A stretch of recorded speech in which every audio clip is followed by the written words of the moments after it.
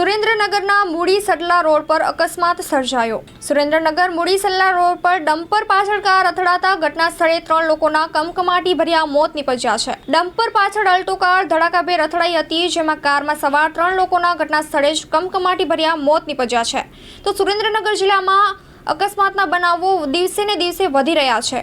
મૃતકોની dead બોડીને PM માટે રાજકોટ ખસેડવામાં આવી હતી। આ ઘટનાને લઈ પોલીસ તપાસનો ધમધમાટ શરૂ કરવામાં આવ્યો છે। કોલસા ભરેલી ટ્રક સાથે આ અકસ્માત થયો હતો। વધુ એક વખત 3નો જીવ ડમ્પરે લીધો છે। તો ગેરકાયદેસર ખોદકામ કરતા અને ખનીજ ચોરીનું વહન કરનારા વાહનો અવારનવાર અકસ્માતના કારણો બની રહ્યા છે।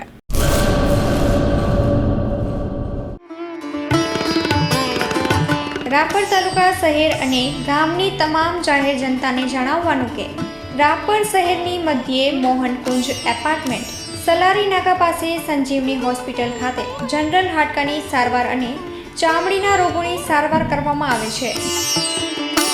સેવા આપતા ડૉક્ટર પ્રવીણભાઈ રાંગી, ડૉક્ટર સાગર સોલંકી અને ચામડી રોગના સ્પેશિયાલિસ્ટ ડૉક્ટર મિતેશભાઈ ઠક્કર આવશે।